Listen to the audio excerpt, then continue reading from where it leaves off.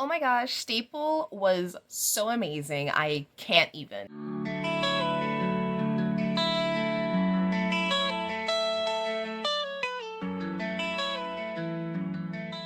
Oh my god, hi guys. It is the night before Staple. I am so excited. Now this isn't like my first con since then because my partner has done tables that I've helped at for their webcomic and stuff. But this is the first con that's gonna be like my stuff, like my things. Doing last minute stuff. I have some tea here. It's not really aesthetic. I'm sorry. I'm just I'm just a hot mess. Like this tea, but it's very delicious. So I have a bunch of last minute stuff to do. I need to, for my Night Critters zine. This is like my first zine I've ever made. I'm pretty excited. I have no idea if it's interesting or not. We'll see. What I need to do is in this zine, it's like an Animal Crossing parody. Actually, I printed out this to put on my booth, which talks about what night critters are. Sorry about the lamp there. But what I need to do, some last minute things I have to work on, is one, in this zine, because it's Animal Crossing inspired, there's actually these little presents, and I'm going to put like a little sticker behind here. I think that'd be really fun. So I got inspired by like Bree, who's like, she's just like the MVP in talking about zines and how to do them on YouTube. So I got really inspired and I put this together, and I really liked the idea she talked about with making your zines interactive. So I actually have to cut out a present here. So you get 3 stickers with this. So there's one sticker in here. There's one present in here. So Emo Rat got like a letter, and then there's going to be a sticker in here. And I already drew the stickers. I just have to print and cut them. And then this is the other one. And then this is a little bit interactive thing. You can write lyrics for the music that they're listening to. I think it's pretty fun. Really straightforward. I just gotta laminate this. My partner and I, we have a bunch of bookmarks, and that's kind of our business cards. So, a quick thought on that. And I actually had a dispute with, well, not really a dispute, but another artist didn't like that for me. Like, I feel like no one keeps business cards, guys. Like, let's get real, right? And QR codes, I mean, I guess they work, they're fine. But I feel like I want someone who wants to like remember my booth to walk away with something more tangible. So I give away bookmarks, and the, I guess, sort of dispute I have with an artist is they didn't like that I give away bookmarks because they saw it as like devaluing bookmarks. But these bookmarks, they're like really small. They are laminated, but they're laminated on one side, and they're completely cut like really like jankly, like there's meant to be like really quick. But that's pretty much what I'm going to be giving away in place of business cards. Is I do these like really like mini bookmarks, as I call them, and it has like my character, and then I print it out. I'm actually not gonna do prints. I think it's very interesting that I decided not to do any prints because I don't know, like I feel like prints just aren't interesting enough. Hang on, I'm gonna take a sip of this tea real quick. Oh my god, I needed that. So I don't know, like something about these prints just seem kind of boring to me, and I never felt very confident about selling prints. Like, so I watched a YouTube video recently, this one right here, and she was talking about like pretty much, I guess not like a hot take specifically, but like merch that doesn't do well, and she talked about how prints just don't sell. Like, I feel like a lot of artists have prints out of obligation because, I mean, it's a nice way to print your art and all that kind of stuff. But I have to agree, I personally don't really buy prints, and if I do, they're usually like this size. So that's why I was like, okay, well, maybe I can do prints like this size for my table. But then I was like, I don't know, I think I'm gonna skip it on prints. I did block prints instead. I think that's more interesting because it's original art. And something that I added to the comment under that video is I talked about how, like, I feel like with prints, like if I do prints, it has to have something like unique about it. So it needs to have like, like gold foil on it, or embossing, or it has to be like an original print or something like different. It can't just be like you printed this out of your computer. Like, I feel like, I have to agree. Like, I feel like prints don't sell as much unless you are just a really, really dang good artist, and that print is just this like, like the cream of the crop top tier art that someone has to have. Then sure, I think prints will do very well. But yeah, so point is, instead of doing prints, I just printed out what I was going to make into prints and just stick them on my booth to decorate with them. I didn't test out what these are going to look like, so we'll have to set these up when we get to the convention tomorrow. So I made these stickers kind of last minute. These are of the charms, and I'm going to have them as sticker packs. I think they came out pretty good. The light isn't the light is doing a disservice. So in the spirit of it being an indie expo, and my partner and I kind of complained about this last time, but we complained amongst themselves. It's not something that we're gonna bring it up to like the event organizers, because to me it doesn't really matter. But it's supposed to be like independent, like original stuff, and occasionally you'll get a couple tables selling like fan art and things that you see at like, and like a typical convention or artist alley, whatever. So my partner and I were like, okay, that's not in the spirit of like this being like an indie expo convention, right? Like, lean into your original stuff. Like this is a rare like art fair that focuses on original content, and I feel like that's so rare. Like, I don't think browsing on YouTube I've seen many art shows that are like, okay, this is for comic artists. There are a couple zine specific ones which are really cool, but there aren't many where it's like, okay, this is zines, this is comics, this is like original, like everything that's creative, right? And that's what Staple is, which is why I absolutely love this convention. I'm so glad it came back after the Panini era. Yep, and I need some food, I need this tea, I need to just let's go.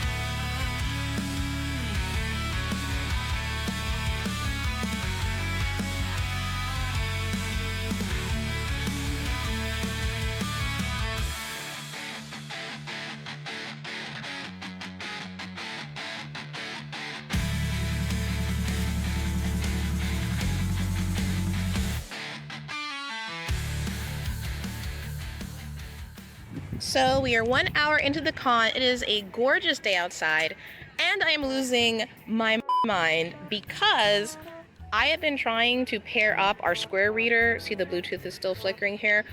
Our Square reader is just not working.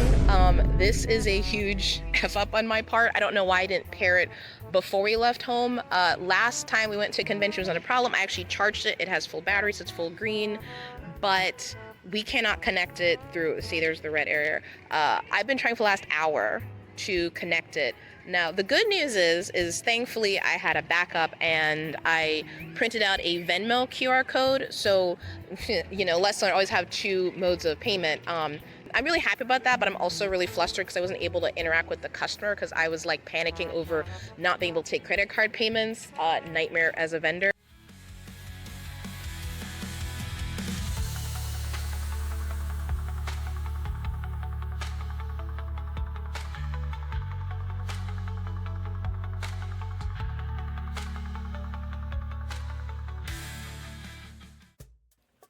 Oh my gosh, Staple was so amazing. I can't even. It's been about a couple of weeks since the convention because it was like my kid's birthday and then it was my life just happened. So this is all the stuff I got. I have to go through it and organize it, but before we get through all that, Staple was absolutely amazing.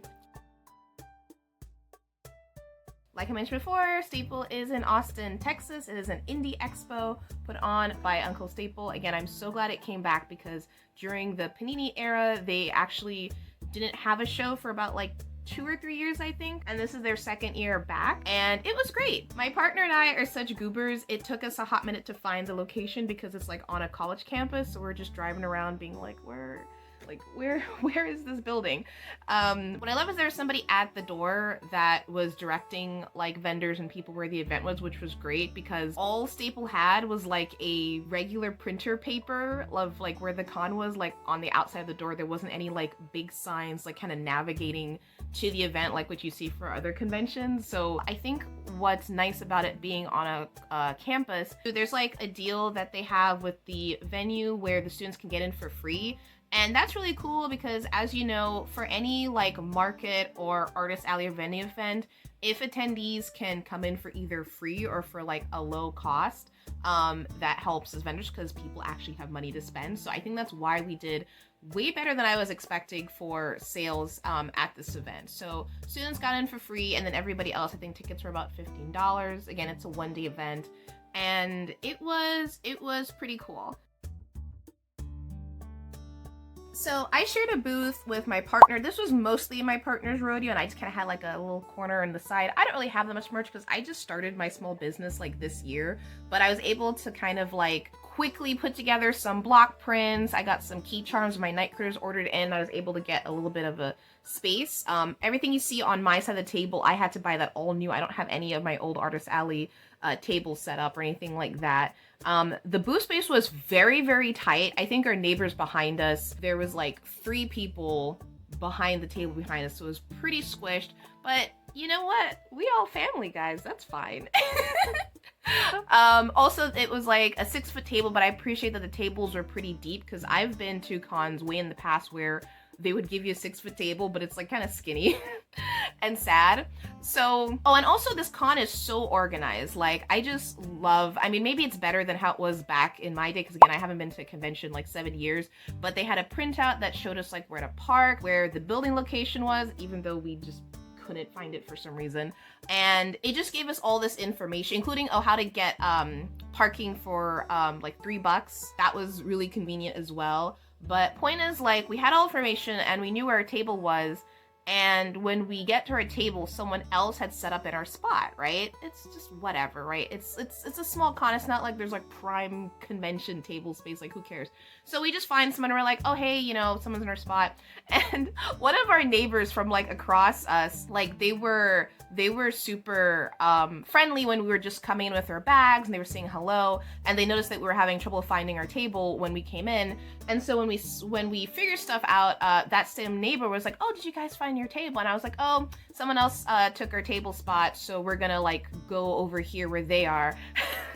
And my neighbor, this guy was literally like, oh, who did it? I'll beat him up for you. I'm Italian. Like, obviously we're just joking. It, like, again, there was no, it was just no big deal. We were just making jokes. So there was a lot more people there than I was expecting. I don't know why, but every time we go to, like, this is the second time we've been to Staple, and I'm always worried there's not gonna be a lot of people because it is kind of like hidden away. Like I said, it's on like the middle of a college campus on the 3rd floor in one of these buildings in like one room. And so I'm worried, oh, like, am I gonna find this? But it's just not a problem at all. And everyone was super heckin' friendly. I brought a guest book, so I've watched way too many hours of Artist Alley videos, and I saw one video was talking about making your table like interactive, and so I made a little guest book. So it says, like, you know, please sign my guest book here. I really recommend, if you do vending tables, have one of these, because after a convention you're not gonna remember anybody, okay? Or maybe that's just me, I don't know, but like everything's a blur, and it's not until days later am I able to actually like go through all of like the vendors I met and follow people and things like that. So I have this guest book, and what's nice about this is it's not just other vendors, but anybody who bought something or came to the table. I'm like, hey, do you have like a social or anything like that?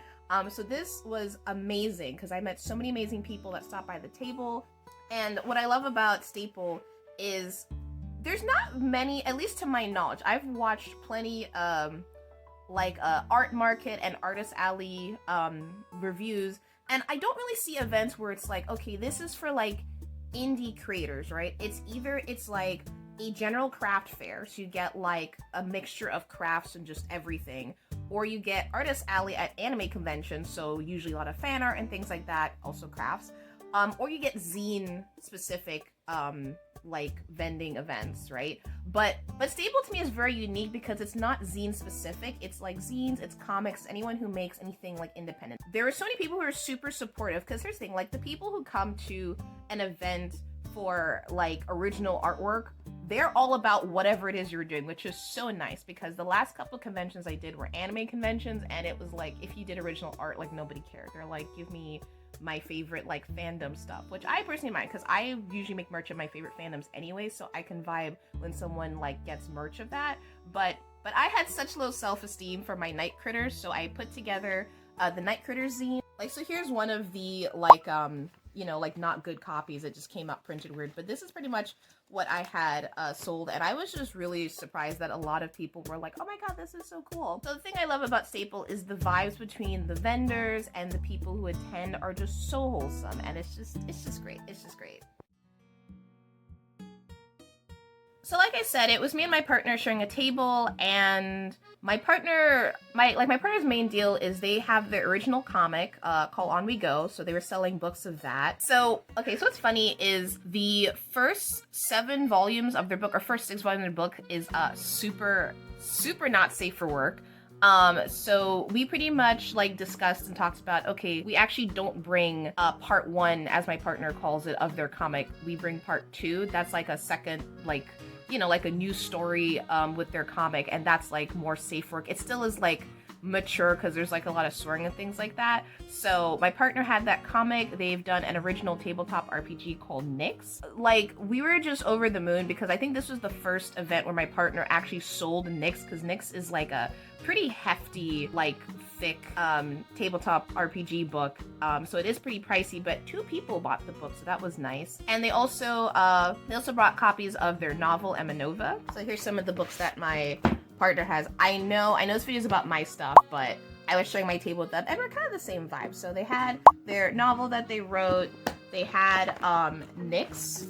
This is incredible. Like, my partner took so long to make this book, but it is a pretty hefty book, and this is pretty much a pretty hard sell at most events because, you know, it's a big ask for like an indie RPG, but my partner sold some copies, so that was really nice. I sold my Night Critter zines. I actually sold out of them. I feel really bad because someone asked to do a zine trade, and I would have totally been up for a zine trade, but I literally only brought like 7 copies of these, and I was surprised that they all sold out by the end of the convention. I also sold out of my Metal Goat charms. So I have like my Night Critters charms. It's very interesting seeing which ones are going to be the favorites. Metal Goat was the runaway winner. I kept my merch very, very low for this convention. It's not like, you know, I see a lot of Artist Alley vlogs where you're bringing like 50 or like 20 of a bunch of stuff. No, this was like super low key.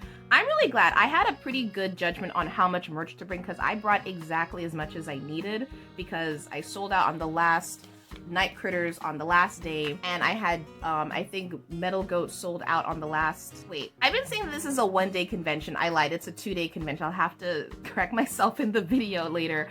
2-day convention. On the second day, key charms of my original characters did very well, and that was very inspiring because, you know, I was, you know, having low self-esteem about Night Critters, but this is like rejuvenated me and showed me that like, oh, this is a pretty cool idea. I think some people might actually really vibe with these characters. And I had some blank spots for 2 characters I'm gonna do, so I haven't created them yet, but I wanted to indicate that I was gonna make more designs. So that's gonna be Scene Cat and Crust Punk Skunk. Okay, so the charm that sold the best was Metal Goat was the clear winner. The second most popular was Punk Possum. The third most popular was Goth Bat, and the fourth popular is Emo Rat.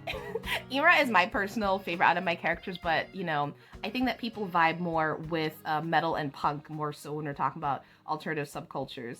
So that's mostly what I sold. I also sold a couple of my block prints. I've been doing some like block prints notebooks. They're pretty like small notebooks, but the idea is like, okay, this is like original art, and, you know, you have texture to it. Heck, if you're done, or, you know, like when you're done with the notebook, you can always just like rip that out. Now you have like a piece of artwork.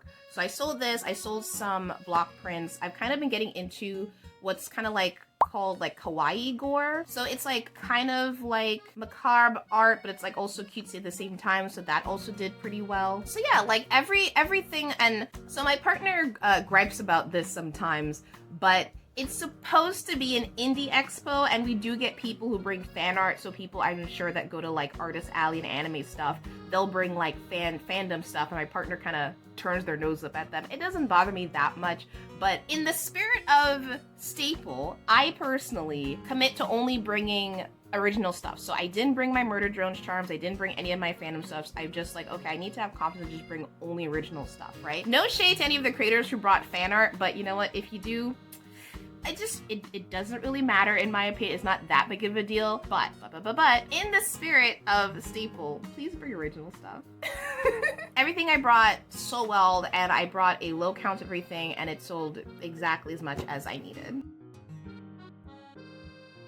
Okay, so funny story, and I don't know how many YouTubers have had this experience, but a YouTuber that I recognize stopped by my booth, and it was Justin. And I think I like low-key scared the shit out of him because he's walking by my booth and we make eye contact, and I'm like, "Joy is the revolution," and Justin's like looking around like, "What the fuck?" And I was like, "Oh, I follow you on YouTube," and Justin's like a new like YouTuber and new creator actually. I personally try to go out of my way. I fight the algorithm so hard, guys, but I actually try to find like people like me who are like just starting their YouTube channel, just starting their small business. So I purposely try to manipulate my algorithm, and Justin was just taken aback by that. So I'm so sorry, dude, if that was totally weird. But just inside my guest book, so that was cool. Let's see if I can find it here. There we go. Thank you so much for citing my guest book. Okay, so something else about me, right, when it comes to Artist Alley and vending. I am a nosy bitch sometimes, right? And I really love chatting and kind of getting to know, like, you know, just my like fellow local artists. And so Staple has a list of all the artists, obviously. I need to get a drink. Because I'm such a nosy person, I actually, like, before the con, clicked through, like, who our neighbors are and went to their websites and things like that. Also because, like, when I approach a vendor, I think it's nice, like, to kind of know something about them. So I found somebody who actually graduated from, like, the same college that I did, which, you know, okay, that's a cool thing. I feel like sometimes there's, like, this, like, weird, like, kinship when you meet someone that you go to the same, like, art college, right? When I went to talk to them, right, I actually pointed that out. I was like, oh, hey, I, like, checked out you know, your page, and we both graduated from SCAD, and they had graduated in 2021, and they're like, oh, like, do you still go to SCAD? I'm like, girl, I graduated like in 2012. It's been over a decade, but thank you for the compliment though, if you think I'm a college student, but those days are like, they appreciated the fact that when I talked to them, like, I was able to remember something interesting about them. So when I talked to vendor, I would be like, oh, hey, like, I noticed that blah, blah, blah, or this and this and this, right? But yeah, you know what? I've seen some Artist Alley vlogs where some people are very shy to, like, talk to vendors, which is totally legit, right? Because people are scary.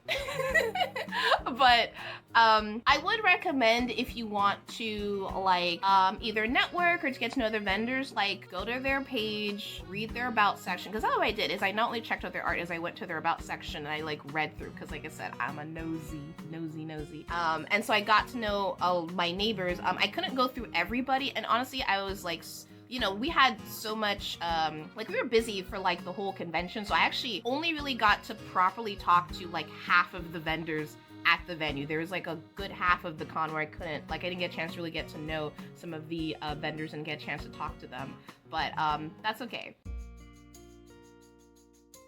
Okay, so let's talk about the disaster at the convention, right? So we never got the square reader working, and I talked to other vendors. Half the vendors I talked to, their square readers were working perfectly fine, and others, their square readers were not. And what's interesting is the table that was, so, like, the people who were doing these shirts here, I forgot what they're called. I'm gonna put their name on the screen right here. But I spoke to them, and they actually had, like, a major panic because their square went down as soon as the con opened, and apparently what had happened, according to them, when I asked around, Square had pushed out an update coincidentally right at the same time the con started. So the reason why our Square wasn't working is we needed to do a hardware update. Like, I don't know what I needed to do, because I like reinstalled, you know, like, I did a fresh installation of the app, but apparently it was like a hardware thing. I don't know. I think I had to, like, plug it in. Point is, the Square reader, Square, you disappoint me. Why?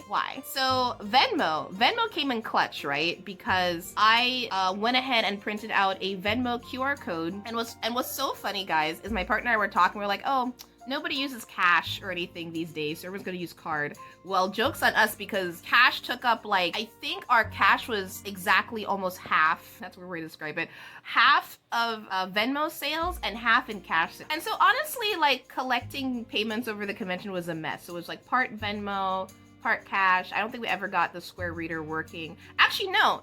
We are goobers. We are goobers because, again, see, this is why you talk to other vendors. A vendor reminded me, oh, you can just take manual payments, right? So that would require the customer punching in their credit card. Now, I never thought about that because I actually had a con years ago, right? But to be fair, this was back when Square was new. But I had a con years ago where I had asked the customer to punch in their like credit card because our Square, because like the sliding thing wasn't working. And they like gave us a look and they clearly were super uncomfortable like punching in their credit card information. So I've never like asked that again, but I think Square is more recognized and people are just pretty like whatever with that information these days. So on the second day, we're like, oh, if someone does not have Venmo or cash, we can still take Square. They would just have to be comfortable with punching in their credit card manually. And everybody did that. So like I said, our finances were a complete mess over the weekend between Square, Venmo, and cash, but that's fine. So yeah, that was low-key very annoying, but you know what? Lesson learned. Make sure you have multiple ways of payment just in case. Okay, now to talk about what you've all been waiting for. How much did we make? I'm pretty open about that kind of stuff because, you know, who cares? And I'm not one of those like big vendors making thousands of dollars. Do as I say, not as I do. Make sure you're actually keeping track of your inventory and cash, but because my partner and I were so frazzled by the Square situation, and everything was a complete mess, like I have no idea how much I made personally, and my partner has no idea how much they made personally. We just collect money and we just put it all in one pool and we just counted up the total. So I don't know how much that I made. So between the two of us, between their books, my charms, my block prints, my zine, we made a total of about $800 roughly, which is very good. I am very happy about that because again, this is like indie 2-day convention. Like we're just selling our original stuff, you know, like it's not like we have like a booth that has like 50 different things and little knickknacks that people can buy. So I'm very happy about the final total. Okay, also something that was so cool at Staple is like the people making the shirts here. Like, I'm just so used to like print on demand, like mass produced stuff, but these guys just totally based because they were making screen printed shirts right there. It is so based that they were making screen printed shirts at the convention. And the thing about that to me is it further like, you know, contributes to like the vibe of the con being like handmade stuff, right? So this isn't like pre-printed, like mass produced stuff, is they would make the t-shirts right there. So you pick out a color and then they'll just print it right there for you. And it was amazing. Please have an option in black. I'm not picky. I love this shirt. I love a shirt. There's a blue one that I wanted, but they were out. So I got this one, and this is actually my first time getting any kind of like con merch, right? Because I was just so like look at this. This is gorgeous. I love this. I will cherish this. So let's start with what we have in the box. What am I saying? It's not a box, it's a bag. So a clown's guide to zines. I need this because my Night Critters was the first zine that I've ever made, and I'm like, I need this because I need some more advice. I love that I picked that up. My Neighbor Fobbs. I can't wait to read this comic. This comic is pretty much my vibe. It's pretty much a like the comic is a fight the system, fight oppression kind of vibe, and adults kind of suck. I'm an adult and I still think adults suck. So I did a print trade, which was really cool because Puns and Needles inspired me to get back into block printing because I just love their stuff. It's absolutely gorgeous. So I got this novel from my neighbor, Blade Dancer by Samuel Joseph. It was so nice meeting you at the convention. Okay, so funny, but this is actually from Puns and Needles as well. So I bought one of their block prints. So what's really cool about Staple, I don't know how many conventions do this, but they had calls for submissions to draw the mascot of Staple, and then you can get it, you know, and it was featured in the book here. So not only is it about a program, it's also like all the really cool art that everybody submitted of Staple Gator, and so it's just so wholesome. I love this. So this comic, this was from the neighbor that threatened to go all Italian on the person who stole our table, and I said, it's okay fam, it's good. But Silver Lining, I'm so excited to read this. It's about you know, working retail, and it's been a while since I've worked retail, but oh man, it's very cathartic, even though it's been a hot minute since I worked in retail. So I'm really excited to read this comic as well. It's really what we have in here. Oh my god, this comic. I love these characters. They just like spoke to me. High School Boy, Prestige. This was by the artist I mentioned that we both went to SCAD. Okay, I don't know if I'm gonna find my Cinderella, but somebody dropped this in front of our table. Heckin', I did a sticker trade. Also, by the way, if you ever see me at a con, I love doing sticker trades, but this was a trade from somebody who stopped by our table, so I was happily trade them a sticker for this. I got this from this vendor here, and we had a good conversation talking about the reboot of Panty and Stocking, and this is super cute. I don't know where to put these yet. Dude, where's my stylus? This is a vibe. Got this from this creator over here. Loved meeting you. Absolutely wonderful. Oh my god, I also got this too. Loading tip: if you're hungry, try eating the rich. Hanging on by a Reddit thread. I got some stickers by them because there's a lot of vibes as well. Puka! Okay, sound off first if you've gotten this far in my long A video, and sound off if you've watched Puka. I heckin' love the heck out of the show. This show has not aged well because I don't think the you know, the main gag of the show would sit well with modern audiences. See, this person is smart.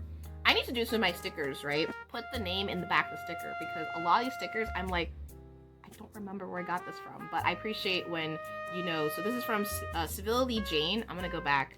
Thank them for their sticker. Oh, this was a trade as well. Oh, this is so cute. I think this is also like a sticker trade too. Like I said, I love sticker trades. Next time I want to bring more zines to trade because it was my first time doing a zine and I didn't have a lot of confidence, so I didn't print a lot of zines. But next time I'm gonna make some extra Night Critter zines so I can trade because I would be totally down to trade zines. I'm a lesbian because of Madoka Magica. Also, I have clinical depression. That one's going on my drawer because I need to look at that every day.